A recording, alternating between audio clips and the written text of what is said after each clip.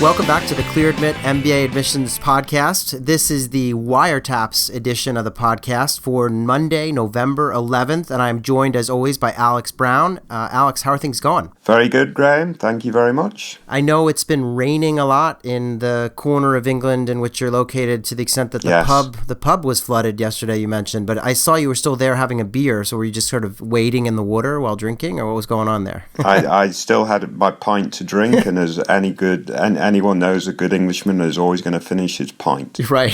All right. Well, hopefully you get some sunshine in the coming days. So this is, we're still in the peak of kind of admissions season, although things are a little bit quieter on the interview invite front, and we'll get into a breakdown of all the kind of relevant activity on Livewire, as well as a handful of ApplyWire profiles that we're going to break down today.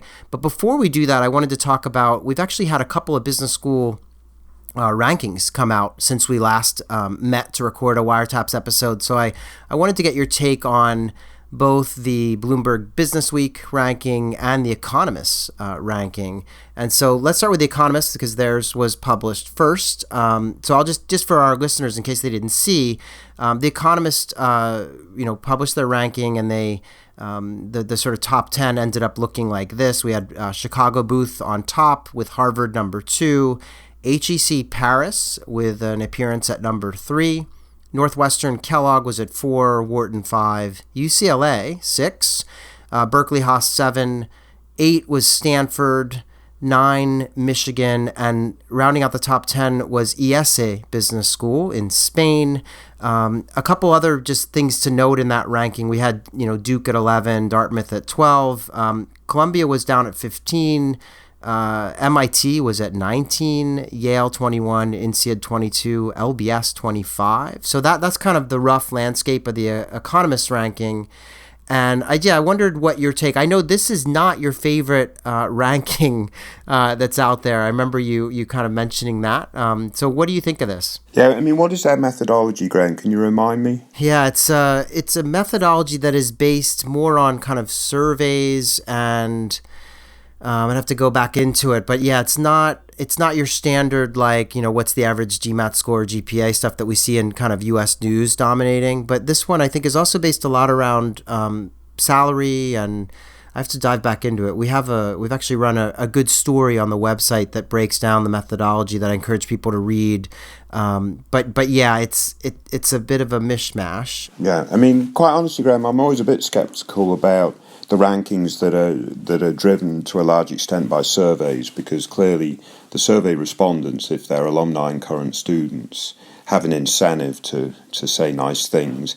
And even employer surveys, if the question is, were you served well by the school and the students that came to your employment? I mean, unless that's also measured against the quality of the recruiters and the quality of employment opportunities and so on and so forth, it can sort of skew the results also. So I get a little bit suspicious. It's very good for some of the schools that finish very high up, and congratulations to those schools. But when you have LBS sort of lingering, I forget the number that you said, and MIT Sloan at number 19, I just think that doesn't do the ranking itself a lot of good, because clearly MIT Sloan is not the 19th best business school in the world. So I can leave it at that. Again, great success for those schools that did do well. But take these rankings in context. You can use them as starting points for research, but I would leave it at that. My favorite ranking out of them all is US News, and I think they typically do a pretty good job of identifying the real order. And I know we're going to talk a little bit about the Business Week ranking in a minute, but my biggest sort of thing would be to push people to go to our Decision Wire tool and really look at how candidates make decisions.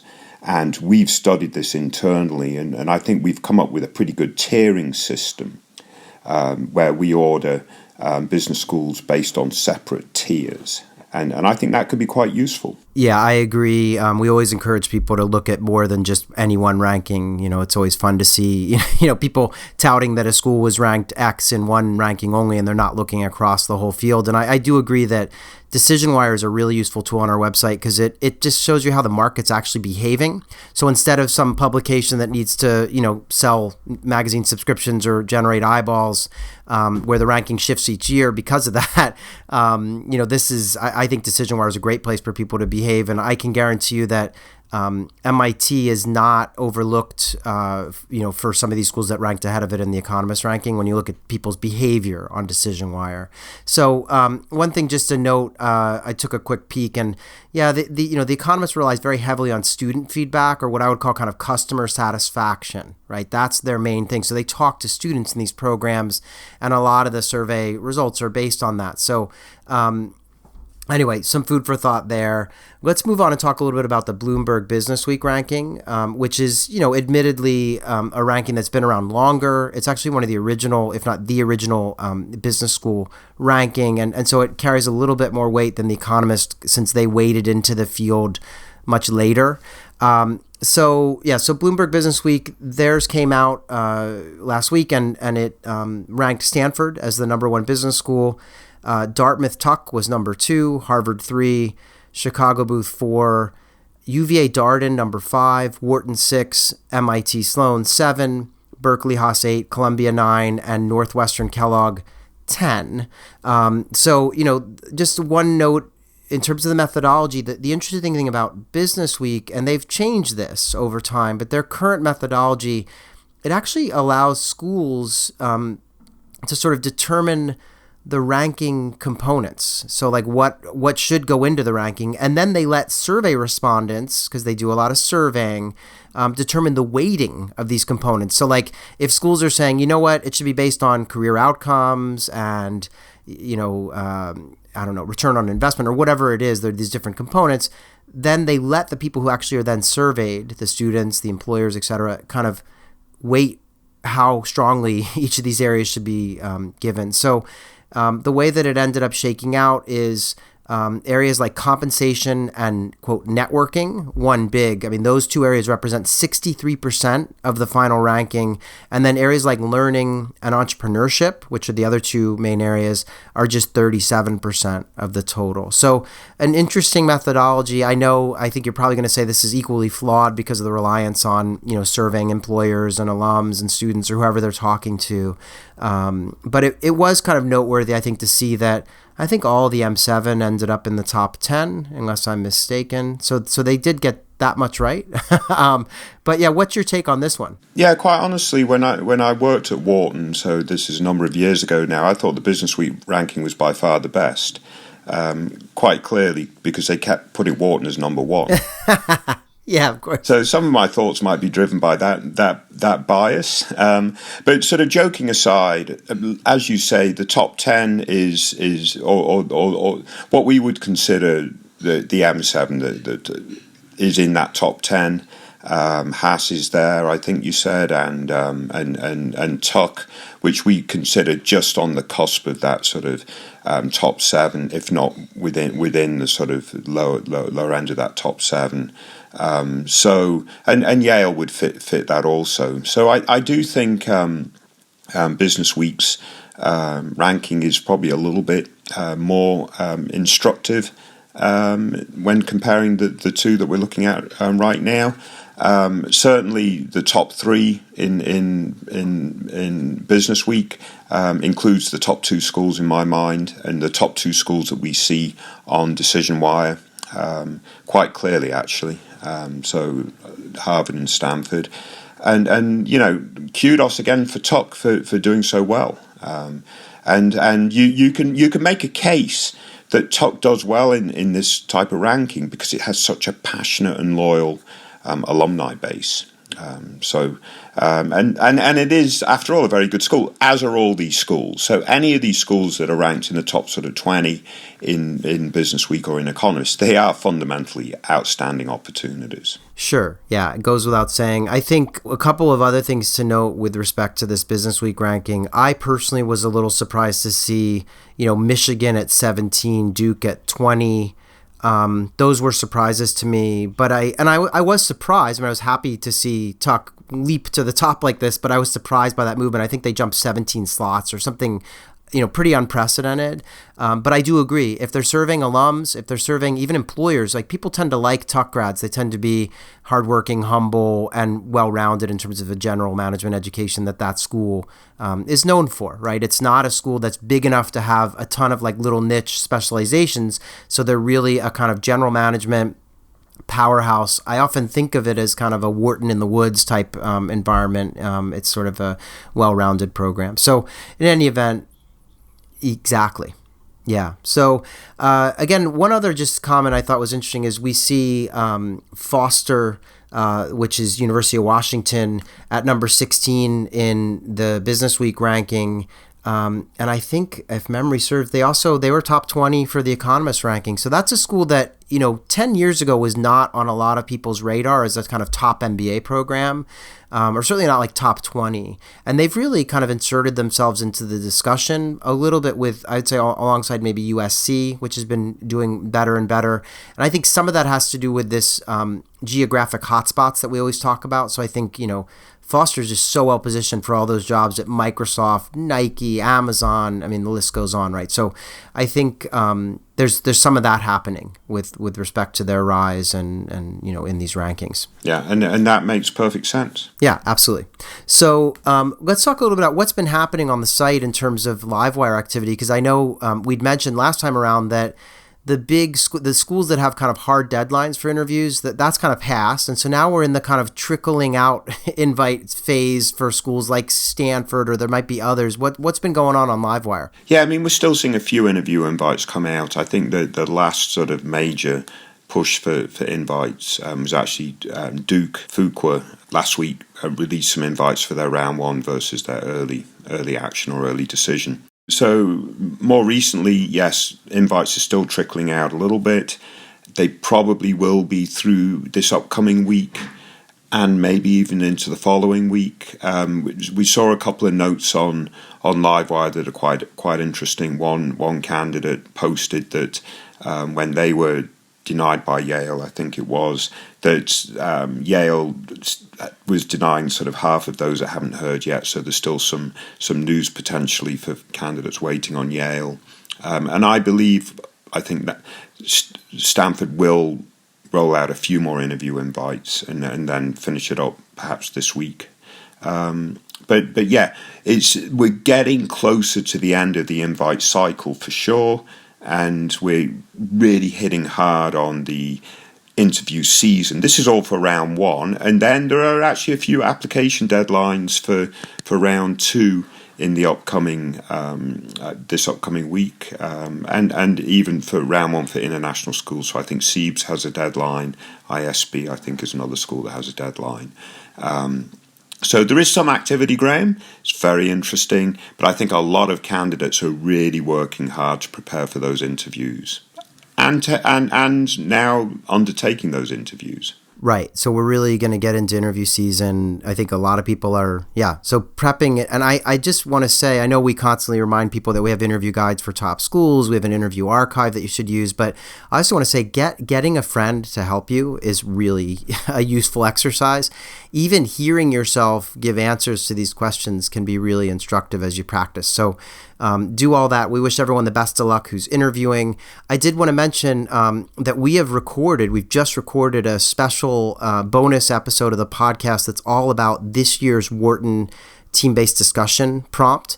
And we're going to have that out to you all within a day or so. That's the plan. So we're going to get that quickly produced and out because we know people are getting ready for those Wharton interviews. So we do have an older podcast you can listen to, which has a lot of general advice on the Wharton TBD, but we thought it was worth doing a sort of bonus episode on this year's prompt specifically so that we can break that down for people. So stay tuned for that.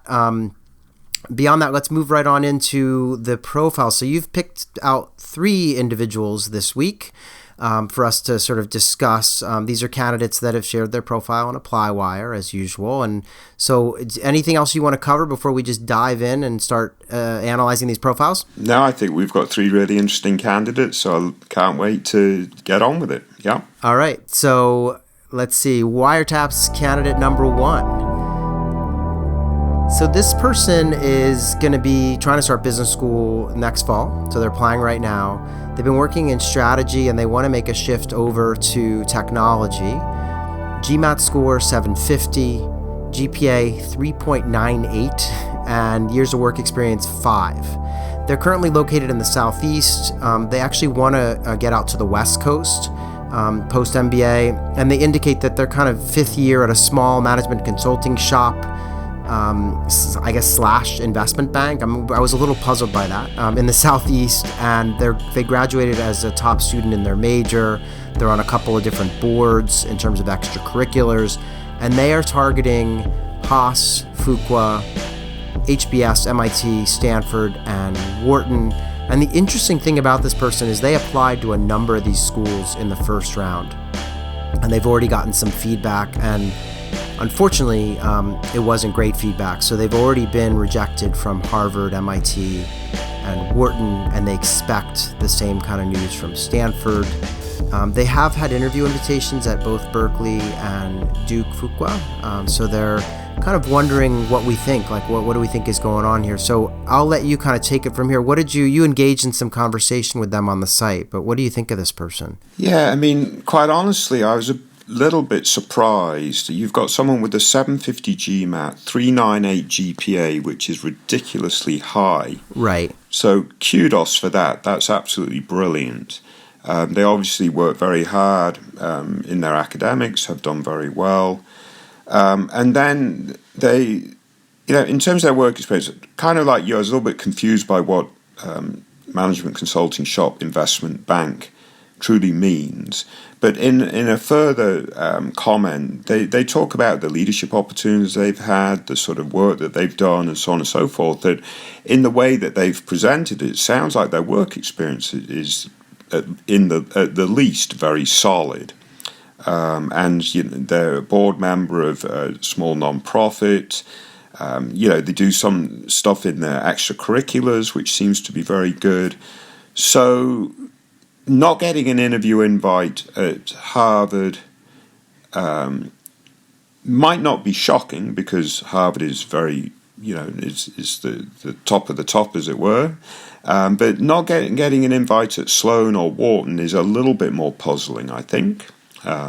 If you go back to our discussion earlier about decision-wire data and rankings and tiers and stuff, we would put Harvard and Stanford in the top tier, and then Wharton right behind them, and then Sloan and Kellogg and Booth and Columbia or whatever in the next tier.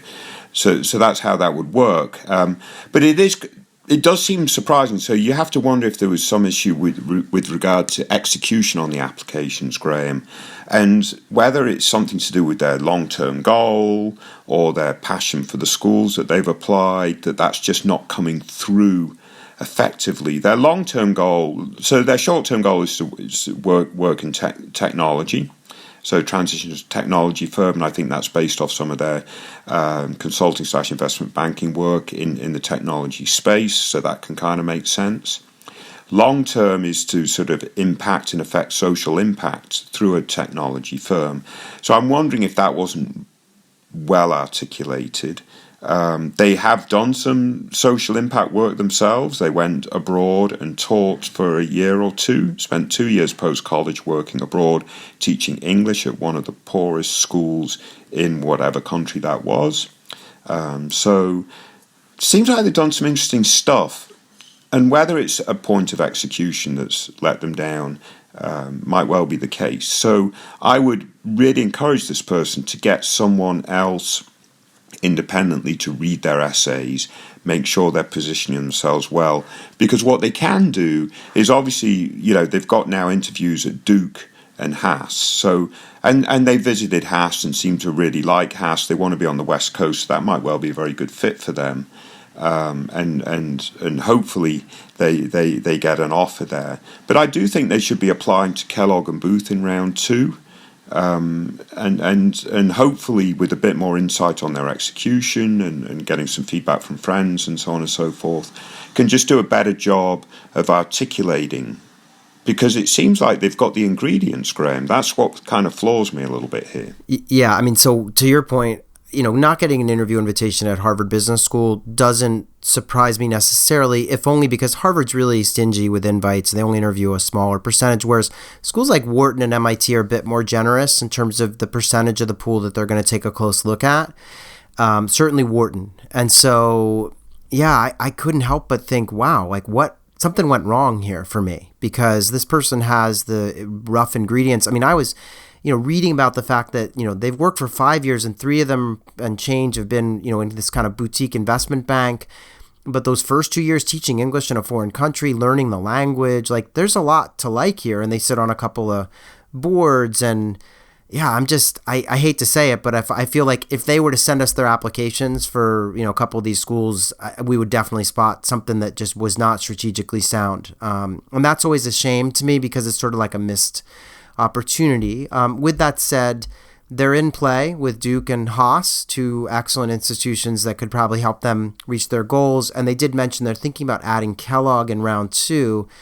They did say that none of the other top 10 schools resonate with them. So I guess, it is what it is. Obviously, if they have Duke and Berkeley in play and they add a Kellogg, they might end up with some nice offers in the end. But I do feel like if I were them and they're going to put together an application for Kellogg, get somebody who doesn't, get somebody to read it, because there's something to me that was not positioned right. And they did say their recs, they think, would have been great. So assuming it's not that, there's just, and I don't know if it's just that the goals maybe aren't super compelling or that there's something a little too plain vanilla about the candidacy, but I feel like they need to, there's something that's doesn't add up. But I feel like they should get into some of these schools. I would have been, would be shocked if they don't get offers at any of these. I mean, it just doesn't make sense. And I can't see this being a vanilla candidate, Graham. No, I know. I think it's more that maybe the application wasn't, super exciting. Yeah, so there's something on the execution side here. And I think it's not a good lesson for this particular individual, but good for our listeners to understand that, having all the ingredients, i.e. the great GMAT, GPA, the sort of brand experience and so on and so forth, is all well and good and important. That's sort of fundamental to your candidacy.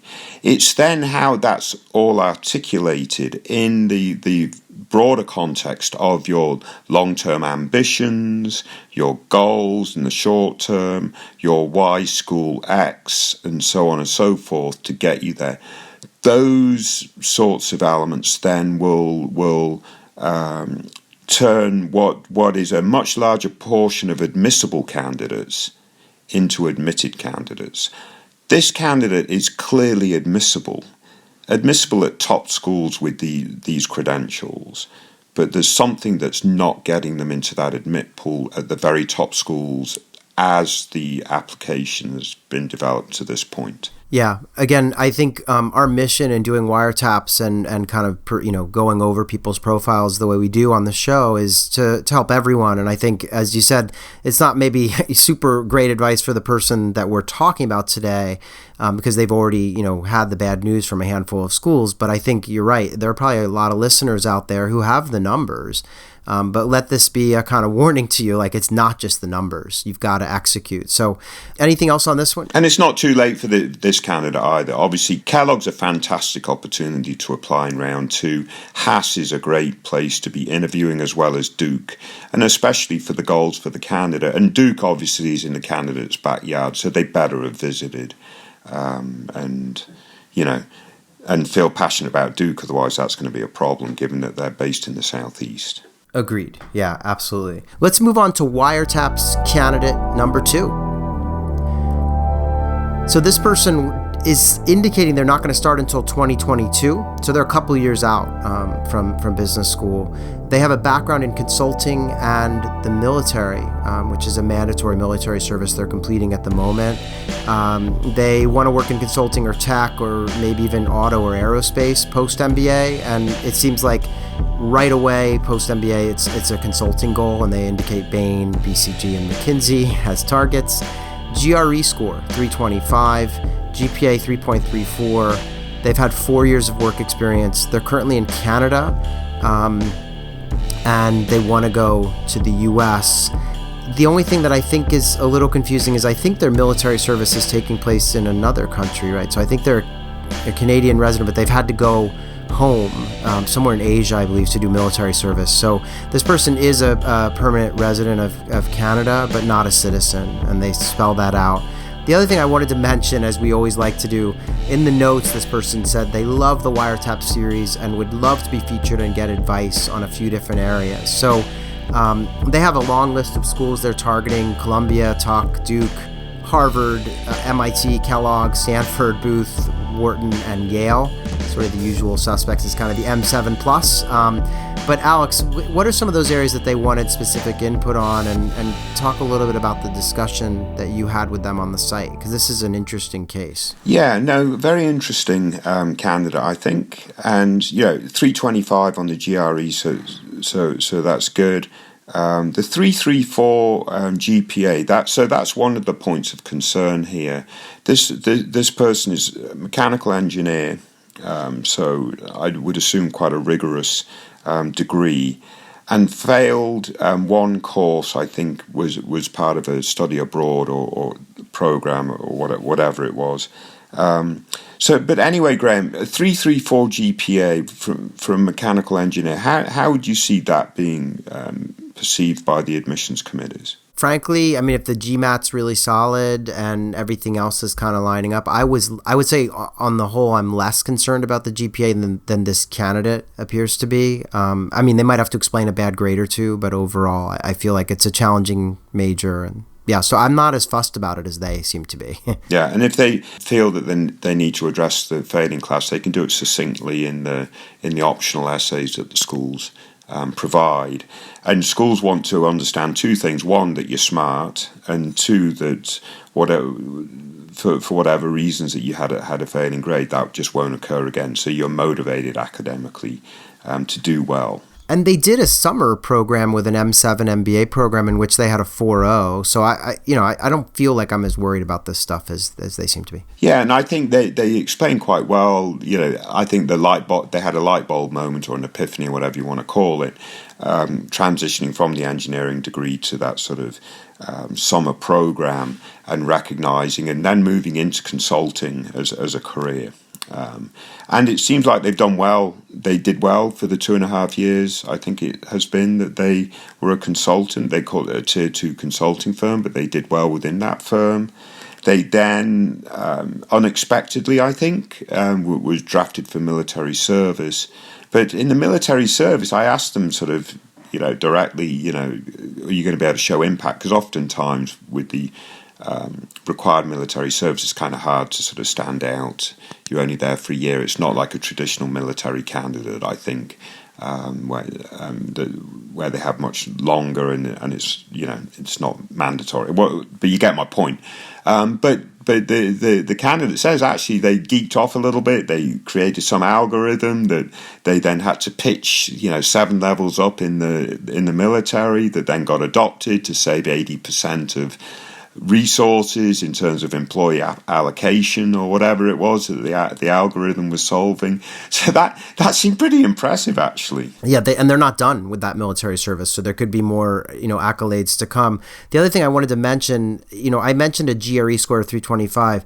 That's kind of where they say in the comments later that they haven't taken the real test yet, that's kind of where they've been landing on the practices. So they're confident that they're going to hit that mark, but they don't have it yet. So I would say that they're going to need a nice score to kind of make sure that the GPA doesn't drag them down or anything. And to that point, they actually did take the GMAT at some point. They scored what did they score? A 690. And he said, forgot to mention I took the GMAT cold without studying. So quite honestly, if you're serious about going to business school, you can get a 690 cold. I would say prep very hard and get that 750. I think it's ridiculous for any candidate considering a top tier school not to put the required graft in to get your best score. So if you can get a 690 cold, you're a smart person. Smart people prepare well, then get a score that's absolutely outstanding. Yeah, I was puzzled by the decision to go from, they took the GMAT and they had a, 690, as you said. And then I guess for some reason, despite taking a cold and getting that great score, they opted to, go and switch, I guess, and they're going to take the GRE, which that's a little puzzling to me. I mean, especially if they're only looking at business school. I know schools take both tests and are, pretty indifferent at this point, but it did strike me as kind of like, well, gosh, if you got a 690 cold, put in some hours, like you say, and should be able to like kind of wind up with a pretty high score. But either way, I mean, obviously if they think they're going to get a 325 on the GRE, that's fine too. I just was a little bit of a sidebar, but there's some other kind of sidebar things to discuss on this candidate, right? Because I mean, there's been a lot of back and forth and so I don't know if there's anything else you wanted to call to our attention. I mean, there are a couple of other things. The candidate wants to work for MBB Consulting, McKinsey, Bain, BCG, has an interview opportunity to pursue that now prior to going to business school. And I would say absolutely do that if you know that you're not going to apply to business school for another couple of years. If you putting applications in now, then I wouldn't pursue that simultaneously. And, there's no point working for someone for 6 months and then quitting and going directly to business school. So bear that in mind. And then the candidate identifies himself LGBT and asks some interesting questions about whether they should self-identify in the application or would they get sort of pigeonholed, as it were, as a diversity candidate. And I think in the sort of the grand scheme of things, identifying as LGBT is probably a good thing if being a part of the LGBT community, or if being L, G, B, or T has impacted your professional career, your personal life, and so on and so forth. So, for instance, if you've been discriminated against, faced challenges in the workplace because of these issues, and so on and so forth. If you haven't, and if you're not part of, let's say, an advocacy group for LGBT folks, then it might not be necessarily that relevant as a piece of the candidacy. You want to focus your candidacy on the relevant aspects. This person identifies as bi. I guess that's what I'm inferring from what I read, Graham, and was quite frank about not being part of advocacy groups and so on and so forth. So it might be in this person's case, it's not too relevant. What would you say, Graham? Yeah, I mean, the two things that struck me were the fact that they indicated that they haven't done, they said, I'm not in any advocacy groups, haven't done LGBT activities as many others have.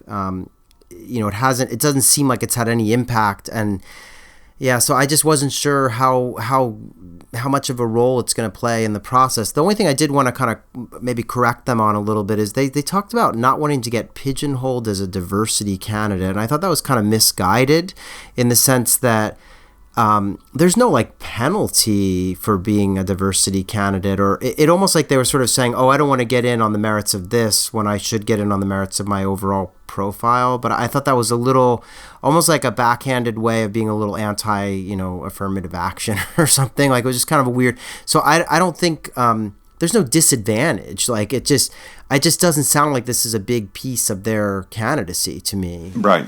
And if it's not a big piece of your candidacy, it might not be worth addressing. Right. So in any event, but this other piece that you talked about, like, should they go and work? They claim they have an offer for an interview at MBB.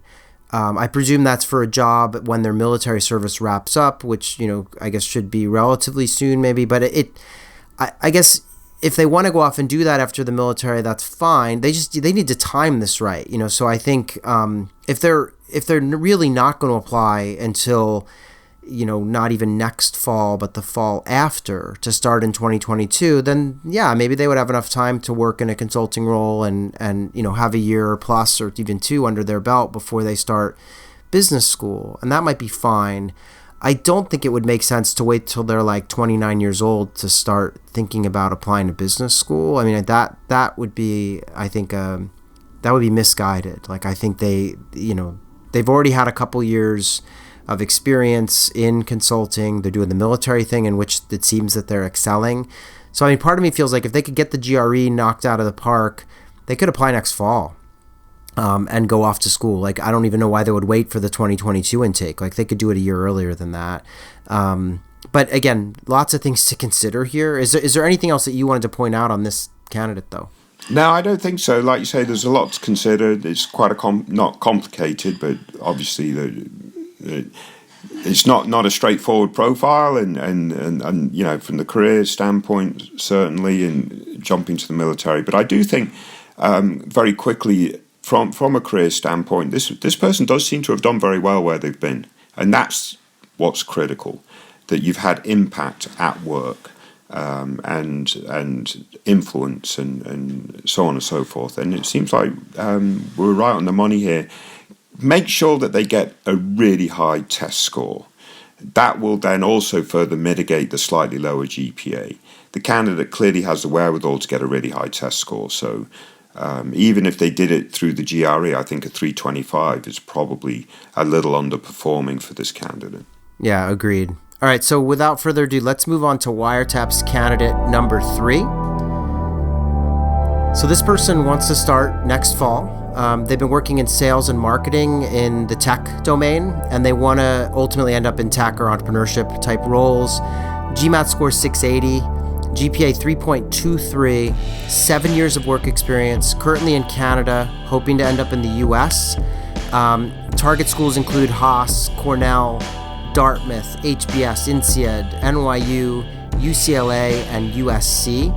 And in the notes, she mentions that she is an Indian female, but born and raised in Thailand, and did undergrad in marketing and finance at McGill in Montreal, which is a really great school, and that makes me look a little differently at that 323. She's had, 7 years of experience, with 6 being at a hyper-growth tech company that recently did an IPO. Has had a number of promotions in the company, and is actually managing a global team of 30 individuals with a couple of direct managerial reports in sales and marketing. She's applying in round 2, and she's kind of wondering a few different things. But one thing is, like, should she take the GMAT again? Remember, she has a 680, and the 680, she mentions, was her 3rd attempt, and it was her highest score on the test. So in any event, wants to do the MBA to switch from a sales-focused career to more of a corporate strategy and entrepreneurship in the long run. So what's your take on this candidacy? I think the real strength of this candidate is their work experience.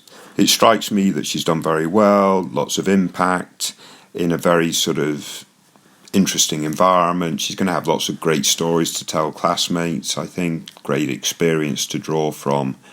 That's, I think, very good. The GPA is a little bit lower from a great school. So, I'm not entirely sure about grade inflation and so on and so forth at McGill, but certainly it's a very, very good university. But the GPA and GMAT combination is a little bit lower when you're targeting the very top schools. So I would say they're slightly weaker, and she asked if she should take the GMAT again, and I think we disagree on this, Graham. Do we disagree? My feedback was, if you can nudge it up even 10 or 20 points, I think that's going to have impact on your candidacy.